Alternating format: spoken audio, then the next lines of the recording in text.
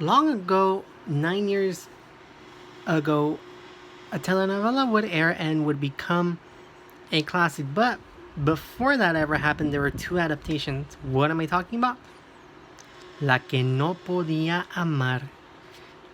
All right, my name is Scar Navarro, and I am a drama channel based. I'm a drama channel, not based on drama, but based on both dramas, telenovelas, even real life.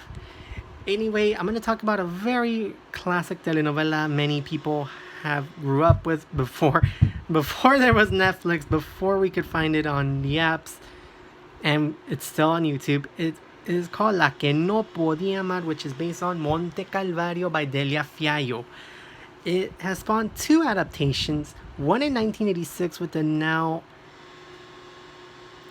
recently passed away Edith Gonzalez and Arturo Peniche, and then there was one in 1996 done by Claudia Ramirez, Lison Santander, and Sergio Goyri, who, let's just say, he's been in a really hot mess, but that's another topic for another day. But anyway, the new version, the not so new version anymore, would have Ana Brenda Contreras, who's on Dynasty, Jorge Salinas, who's recently on Te Doy La Vida, Jose Ron, who's on Te Doy La Vida, Susana Gonzalez, who's filming, was delayed because of COVID, and she was gonna start a new telenovela called Imperio de Mentiras, and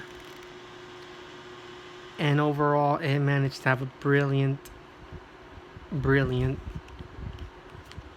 just sheer brilliance. But anyway, La Que No Podia Amar takes place in the hacienda, and it talks about the character who's Ana Paula, who lives with her aunt and her brother, and she goes in order to to have an income. She works for Rogelio Montero, and is in which one he is in a wheelchair because of an event that had happened in so many situations, in which his ex-girlfriend Vanessa would leave him. He becomes bitter, just unhappy, and intimidating. It wasn't but until her arrival that things really do take a toll, in which one he lives with his sister Cynthia, and lives with the nana, and overall though, and lives with his son, and it's which would be an adopted son. But anyway, in which one it wasn't through her lawyer, who was played by Julian Hill. Ladies, let's make sure, even though, yeah, but anyway, in which one he would marry her off, and then there she would end up experiencing so many situations, and there she would meet Gustavo, Jose Ron, in which one she would also discover love, and it's just a lot of situations get very hectic with the return of Vanessa, and so many things that just keep going on. But it kept us interested because the aunt, who would become a very conniving, greedy woman, definitely, who turned out to be a real baddie, along with Bruno, Vanessa, Cynthia, in which one it gets really good, in which one there's a lot of people who don't agree, which is Gustavo's sister, but also she would have great friends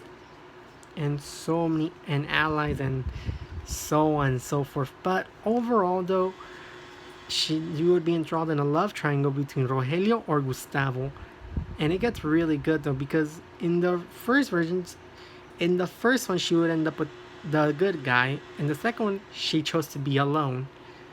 But in the third one, she chooses to be with Rogelio. But what I really like about this telenovela, though, that it kind of has a more modern feel to it. In spite of being very novela, it has all your ingredients. So I definitely enjoyed it from beginning to end. And let me tell you, it's definitely an experience worth watching. It has veterans like Ana Berta Espín, Ana Martin, Humberto Elizondo, and so many secrets were revealed and so many things, and you really do root. You don't know who to root for, but it was a chemistry between Ana Brenda, Jorge Salinas that was brilliant, and I really definitely did enjoy this telenovela, even though, and it's produced by El Güero Castro, who would produce a year earlier Teresa, and definitely it was one of my favorite telenovelas of 2011. And overall, though, it is on YouTube, and even though hopefully it's on the app called Bleem in Mexico, which I do not have that, and probably may not have it here, especially during quarantine. But anyway, what I really did enjoy, though, is that the fact that it got me glued to the TV and made me want to watch it more and more. And hey, if you want, give it a chance. And it has definitely your flavors of any Hacienda telenovelas. Ranch, if you like anything about that, you'll definitely like it. And overall, though, it's definitely an experience you'll definitely enjoy. Hey, if you like it, it's really good, and if you don't, it's okay. Just try it out. Overall, though, I will be talking about classic dramas, telenovelas, and many more. And if there's anything you want me to add or anything you do, you can always leave your comments in the section down below. And I'm always here for any changes or anything.